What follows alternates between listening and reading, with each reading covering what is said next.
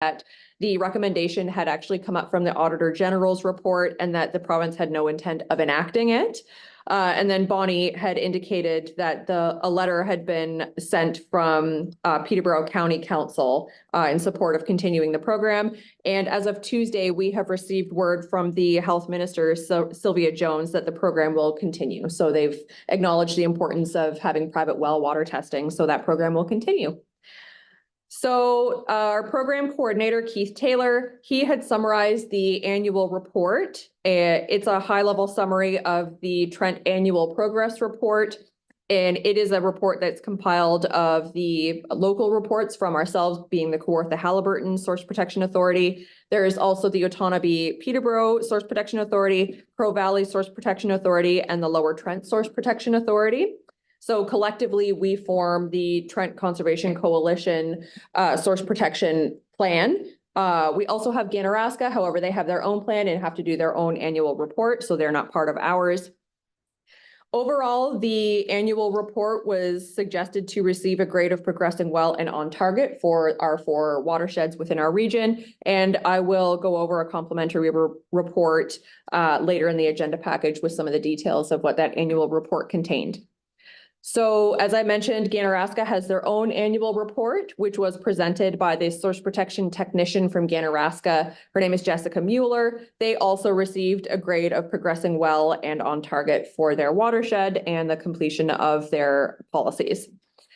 Our committee members had some questions about some of the contents in the Trent annual report, some of which actually come out of our watershed. So they had questions about why only 67% of the official plans for our municipalities were marked as being completed. And staff had just provided some clarification that actually when you look at the number of municipalities, 4 out of 6 of them have their official plan amendments completed, and the other 2 are waiting for regional approval. So they are all in process, and it's actually a lot better than the numbers. The percentage looks. And there was some questions as well, just in general, about the maintenance contracts for some of the advanced septic treatment systems. And the committee was informed that those systems are inspected on the same multi-tiered protocol that the normal septic systems are inspected on, and they are also inspected on that 5-year rotating basis. The program coordinator, Keith Taylor from Lower Trent, he had indicated that Minden Hills is a little bit behind on negotiating the remaining risk management plans. However, we had discussed with the committee that there has been significant staff turnover at that municipality, from staff all the way up to the CAO. So they have actually just recently trained 4 new risk management officials, and they are also exploring the option of hiring a consultant so that they can get their remaining risk management plans in place by the end of the year. So hopefully that's going to be a good success story come the next annual report. For just a general program update, Keith Taylor had given a summary of the status of the Section 36 amendment package, being that it's still with the province for review, and we don't have an approval timeline for it yet.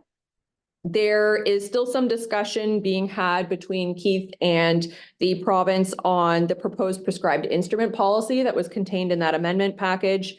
That policy would require the various ministries that have prescribed instruments, so the Ministry of the Environment, Conservation and Parks, or the Ministry of Agriculture, Food and Rural Affairs. They would have to amend some of their existing prescribed approvals or prescribed instruments and ensure that any new ones are actually making reference to the applicable source protection plan policies, and that they also contain emergency response protocols, which have to be enacted within 3 years of their amendment or approval. So those relate to threats such as agriculture, so those nutrient management plans or strategies, the snow storage prescribed instruments, and various waste disposal site threats. So there was also an update that was given, some more good news coming from the province. They have approved a 3-year program budget.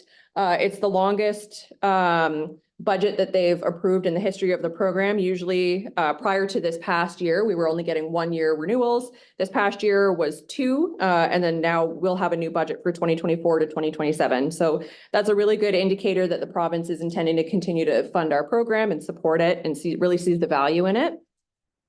And we also received official confirmation that our former Source Protection Committee liaison officer with the Ministry of Environment, Conservation and Parks, her name was Mary Wooding. She has retired, and the new program analyst, that's the new title that they're going by now, his name is Michael Halder. He is now working with us in her place.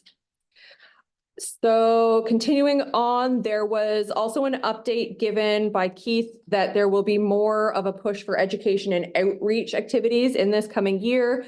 Those will be related to threats such as road salt application and storage, snow storage, pesticides, and the storage of dense non-aqueous phase liquids. Those are tied specifically to some of the amendments that are in our Section 36 amendment package, because the province had given some new guidance on how to manage those and some new thresholds that we now have to be cognizant of. So it's creating a bit more work, but all with the main intent of protecting the drinking water. The leads, including myself, we always give an update on the implementation status within our watershed. We highlight things such as progress on risk management plans, any current issues or challenges that we are facing. We highlight some successes of our education and outreach efforts, as well as any potential Section 34 amendments. So those are ones that are locally driven by changes to drinking water systems within our watersheds. The one that I personally highlighted the most was the fact that we're hosting the International Plowing Match this fall. And we want to make sure that we have a source water protection presence at that event. So I've got some support from some of our member watersheds, and I know some of my colleagues have been working with neighboring conservation authorities to ensure that we have a really strong presence at the plowing match this year. There was an update from one of the other staff at Lower Trent for the best management practices protection program that he has started implementing for drinking water systems that don't fall under the Clean Water Act. So they're doing some just general education sharing. They're hosting webinars, and they're making sure that those free water testing kits are still being made available at any public events that they're attending. So they're really pushing that program forward. There was some just general roundtable updates that were done as well by, again, the Economic Development Representative, Bob Lake. He expressed his support and encouragement for regional water and wastewater authorities and the collaborations between them and municipalities of facilities for better economies of scale. And then one of our municipal representatives, Bonnie Clark, she highlighted that there's a very successful example of this from Frontenac County.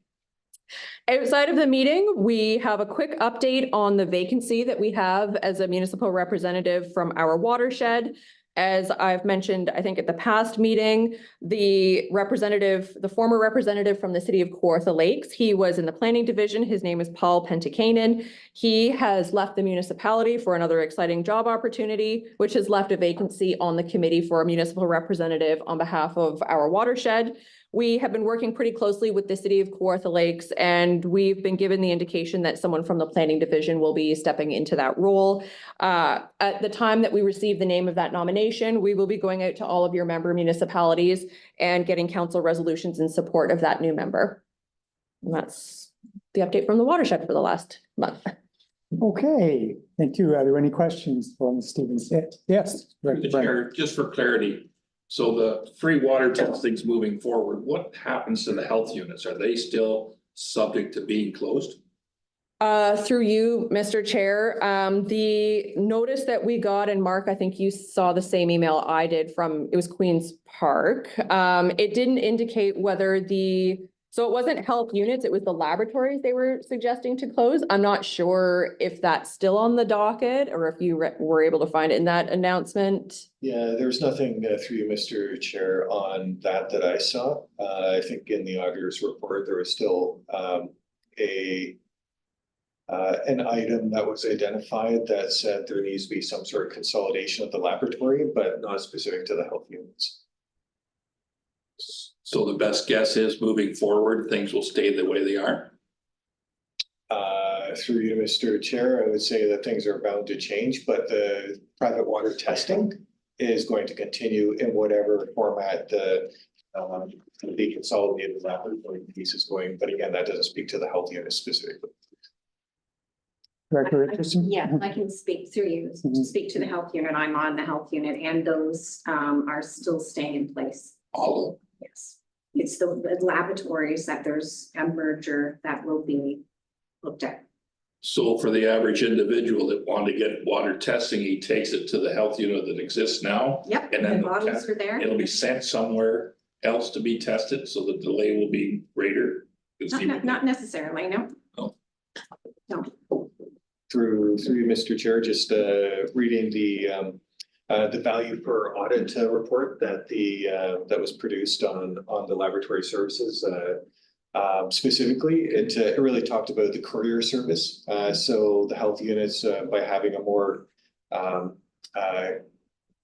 streamlined courier service, would be able to maybe even improve service. There's some talk about the samples currently moving around a little bit before they come to a home where they can be analyzed. This means that you'd have a definitive place where they would be analyzed definitively with whatever was needed. So it could actually improve service from my look of it.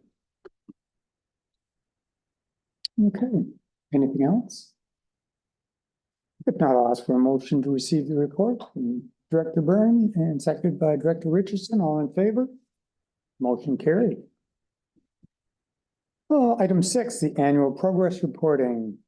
And Ms. Stevens, you have the floor again. Thank you. So through you, Mr. Chair, the annual reporting, as we do every year, is a requirement under the Clean Water Act under Regulation 28707. That regulation identifies the reporting requirements for both the Source Protection Authority and the Source Protection Region. They need to submit by May 1st to the Ministry of Environment, Conservation and Parks their formal annual reports. Each source protection region as a whole produces one report per source protection plan that they have. Within the Trent region, as I'd stated earlier, we have 2 separate source protection plans, Ganaraska having its own, and the remaining 4 source protection areas falling within the Trent Conservation Coalition Source Protection Plan, making the 2 annual reports that need to be submitted to the ministry. We will just be summarizing the Trent Source Protection Plan, as that's the one that we fall within. So just moving through the report, there are, the reports are received through an online reporting format. They are then, presented in a public facing document as well as a supplemental, more detailed report, all of which can be received either from myself if you're interested in getting all of those details. I think the public facing report is actually one of the agenda or the attachments to your report here. So all of the annual reporting questions are determined and they've been compiled into an annual reporting online tool that has been supported by both the Ministry of the Environment, Conservation and Parks and Conservation Ontario, and we're kind of on the leading edge of that reporting tool. Actually, the Lake Simcoe Source Protection Region is starting to consider moving towards this tool as well. So it's pretty good that we can support them in that way. So there are several reporting policies that our Source Protection Authority annually has to be reporting on and as an implementing agency, and consent must be received by our board of directors to allow the Lower Trent Conservation Source Protection Authority, being the lead for our watershed, to submit that rolled up annual report to the ministry by the May 1st deadline. Our annual progress report is broken down into the same sections as our watershed one. So those are our municipal progress, source protection plan policy implementation, septic inspections, provincial progress, risk management plans, and general awareness and changes in behavior. Each of those segments are given a grade of either progressing well and on target, satisfactory, or limited progress made. So I will just go through and summarize what our 2023 annual progress report for the Trent Conservation Coalition Source Protection Region looks like for this year. And it reflects program implementation from January 1st of 2015 up to December 31st of 2023. For source protection plan policy implementation, 100% of the policies that address significant drinking water threats have been indicated to be either completely implemented or are in progress or have been evaluated, and there is no further actions required for them. Therefore, all 4 watersheds within the Trent region have been given a grade of progressing well and on target. For the municipal progress, there are 56 policies within our Trent Source Protection Plan that have the municipalities listed as the implementing bodies. There are 43 member municipalities, however, only 22 lower tier and 5 upper tier municipalities contain vulnerable areas and therefore have to implement these policies. So there's a table in the report there, but just as a high level, Otonabee, Peterborough, Kawartha-Haliburton, Crow Valley, and Lower Trent, all municipalities have their standard operating procedures in place and current. All of them also have all of their emergency management policies implemented as well. So if there's ever an emergency in one of our member municipalities, we have SOPs in place for how to deal with them. There is also reporting requirements on the official plan and zoning bylaw amendment updates. Otonabee Peterborough has 95% of theirs implemented. Kawartha-Haliburton is at 71. Crow Valley, 100% of their member municipalities have those documents updated, and Lower Trent is at 69%. So the committee has approved a grade of progressing well and on target for the municipal implementation. Septic inspections is something that we're all aware of as well. So it's outside of the scope of the Clean Water Act, but it is covered off in the Ontario Building Code, and it requires all septic systems in vulnerable areas where septics would be considered significant drinking water threats to be inspected on a rotating 5-year basis. So we are in the second 5-year inspection cycle. All septics managed to be inspected in the first inspection period, so we are reporting on the second inspection period at this time. So for Otonabee Peterborough, they have 194 septics requiring inspection. To this point in time, 8 of them were inspected last year, and they are 90% complete, having their septics inspected for this 5-year timeframe. Within our watershed, the Kawartha-Haliburton, it's been reported that 390 septic systems require inspection. During the past year, 116 of those were inspected. So cumulatively, 78% of our septics within our watershed have been inspected in this 5-year timeframe. Crow Valley has 45 systems that require inspection. They had inspected 1 in the last year, and they are 31% complete on their septic inspections for their watershed for this 5-year period. And Lower Trent has 156 septics that require inspection. They completed 5 inspections last year, bringing them to 76% inspection rate for this 5-year timeframe. So there are still a couple years left in this 5-year timeframe, but overall, the committee had given them a grade of progressing well and on target. There's Mr. Chair, sorry, there's a question. Oh, sorry. Through the chair, I hate to interrupt in the midstream, but this is something that I was confused about when I was looking it over, trying to do the math. So the first number, the number of systems, that's the total in that area that have to be done in a 5-year period. I'm guessing now from what you said, the reporting period is each calendar year. Sorry, through you, Mr. Chair. So so this reporting period goes from January 1st to December 31st. So if we take, for example, Kawartha-Haliburton, they did 116 in 2023 inspections of the 390, but they'd already done about 200 of them, bringing them to a total for this 5-year period of 78%. I don't know if that clarifies it all. It does help, because Okay. I thought we just finished the last 5-year cycle, but now we're 2 years into the second 5-year cycle. Yes, so we would have ended the first 5-year, sorry, through you, Mr. Chair, we would have ended the last 5-year cycle on November 3rd of 2019. So they started the 5-year cycles on when our protection plans were approved and posted on the Environmental Registry of Ontario website. So yeah, we do still have another couple years, and they gave extensions because of COVID as well. So there is a bit more flexibility in there, but we're not quite done the our second inspection 5-year period yet. Thank you. No problem. So through you, Mr. Chair, continuing on. For risk management plans, the risk management officials are the implementing body for 39 policies within our source protection plan. They use tools ranging from prohibition, risk management plan, or restricted land use notices. And the table that's contained within the plan illustrates the number of risk management plans negotiated within our region in the last calendar year.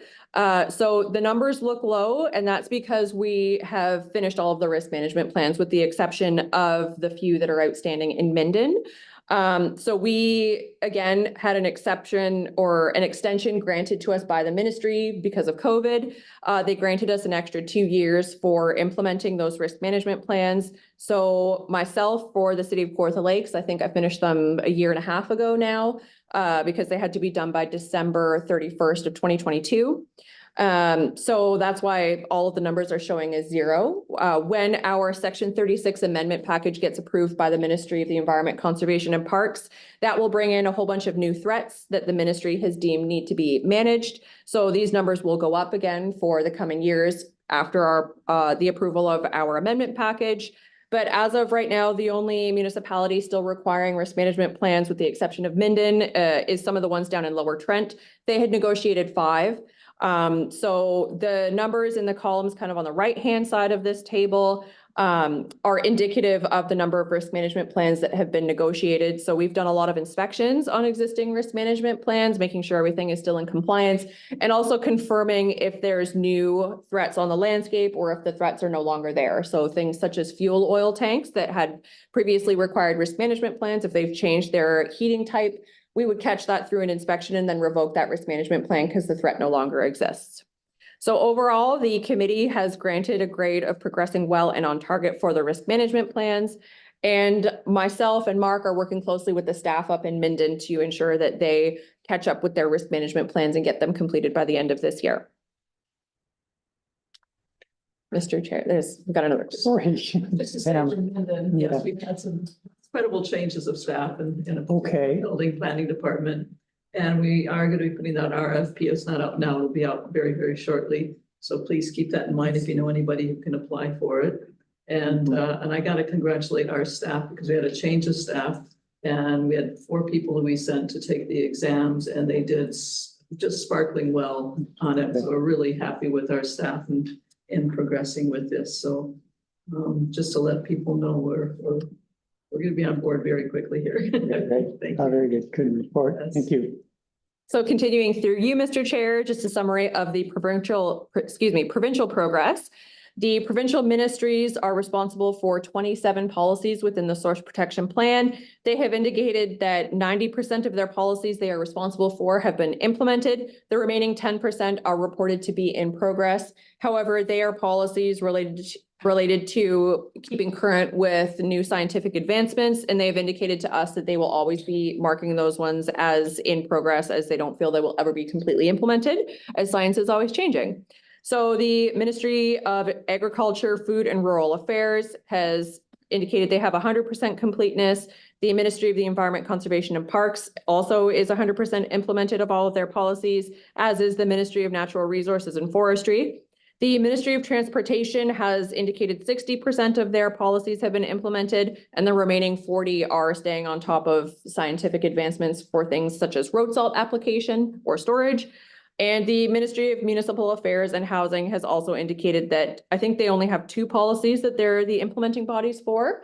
They will always be indicating 100% as in progress. So the committee has approved a grade of progressing well and on target for provincial progress. And finally, when we come to changes in awareness and behavior, there are 10 policies that outline education and outreach initiatives that the committee has felt will influence behavior and encourage voluntary adoption of best management practices. These policies are related to road signage, which has been identified as a very effective tool for bringing awareness to the program. And it's been highlighted that 255 drinking water protection zone signs have been installed on provincial and municipal roadways since the implementation of the program, that are raising awareness for where the vulnerable areas are and also kind of trigger people to look into what the program is. Other successful education and outreach initiatives which have been highlighted were the Salt Responsibility campaign that was launched. It's around responsible road salt storage and application. There are also local fuel supplier information sessions that have been held just to make local fuel suppliers more aware when they're delivering fuel to vulnerable areas. And there was work done to the Conservation Authority and municipal websites to ensure all the information being provided is up to date. And then there was also attendance at both virtual and in-person information sessions, along with direct mailouts that we did for the Section 36 amendment process. Therefore, the committee had approved a grade of progressing well and on target for the changes in behavior and awareness. So overall, every segment got a grade of progressing well and on target as approved by the Source Protection Committee. Therefore, an overall grade of progressing well and on target for the 2023 annual progress report for the Trent Conservation Source Protection Plan has been suggested. So we're looking for support of that so that the Lower Trent Conservation can submit it to the ministry by May 1st. Okay, any further questions at all to the presenter? Yeah, we're good. If then so, the motion is to resolve that the Trent Source Protection Plan Annual Progress Report be endorsed and that the Trent Source Protection Plan Annual Progress Report be submitted to the Lower Trent Source Protection Authority lead for delivery to the Ministry of Environment, Conservation and Parks as required by Section 46 of the Clean Water Act and Section 52 of Ontario Regulation 287-07. May I have a mover? Director Burns, Director Smeaton, all in favor? Motion's carried. Thank you. And that's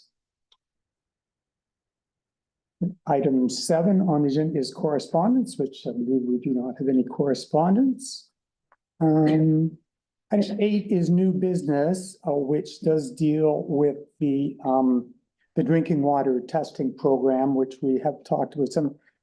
Is there any further discussion that we need to have on that, Mr. CAO? I think we're probably okay on that. I know that in kind of the pre-discussion to the agenda, our chair was very concerned about the program not being supported by the province. So she was going to bring forward a recommendation to send a letter similar to what the chair had done, indicating that the private water testing should go forward. In the intervening time, the minister did indicate, of course, as Jenna indicated, that they will be continuing the program, which is great. So there probably isn't a need to send the letter unless the board felt there's a need to congratulate the minister on a good decision. So I'll leave that in your hands. Well, I think we should poll the board and have a show of hands whether we think we should send a letter in support of the decision to continue on the water testing program. All those in favor? Sorry, yes, go ahead. Clarification. Yes. We're one of the municipalities that also sent in a letter of concern, and so we're really pleased with the answer. But I'm wondering, as raised by Director Brian, is there any change in process for that taking place, like with the health unit? So I understand that the process will be the same in terms of where people can take it and get it analyzed. There's no. Yeah, no, it's the same status quo. Status quo. That's what I wanted to hear. Thank you. Okay. Anything further on that? Yes. I'm certainly nobody special, but I'm gonna say the obvious. Jenna, great job. Thank you. I'm nobody to you, of course, but that was excellent. A lot of work went into that, obviously, and it was very efficient, so. Thank you. Thank you. So do we, are we gonna send a letter? Did we resolve to send a letter? Was that carried? Do we vote for that? Yeah, may I comment? You certainly may comment on that, Director Hanson. I think to do the right thing, they don't have to be congratulated. It should never have come up in the first place. Yeah. They should have brought forward that they weren't going to be supporting the Auditor General report, and that they were going to continue with the water system before it went out to the municipalities. Well, in that point, we don't need to send a letter enough. I don't think so. Well, I'll leave it totally up to the board. You can make your own decision on that. I agree with Peter. I'm the same. Yeah, I don't think there's no need to do Is that- it personally. That's a general feeling? Yeah. Yeah, okay. Well, then we'll withdraw that motion. It's needed. And let that go as an item on the agenda. So next item is the next meeting. should be for March in 2025, date to be determined. That's fine. Is there anything else, announcements? Anything you want to bring forward? Other than that, I would call for a motion to adjourn. Director Byrne? Director Richardson? All in favor? Motion carried. Thank you very much. Water tastes Thank you. much better. Oh, yeah, you know it's safe. All I can think about is I'm taking a sip. It's quite important, isn't it? Yeah, it really is. Very neat.